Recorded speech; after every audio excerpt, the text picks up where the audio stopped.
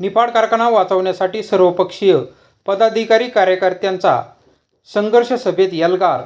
निफाड प्रांत कार्यालयावर पुढील आठवड्यात धडकणार मोर्चा.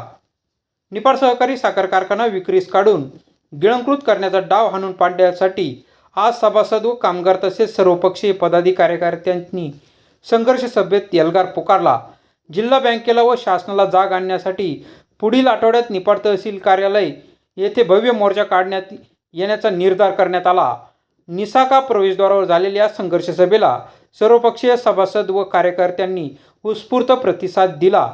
निसाकाची जमीन विक्री व निसाका वाचवण्यासाठी पक्षभेद विसरून जन आंदोलनात सहभागी होण्याचे आवाहन व ठराव करण्यात आला.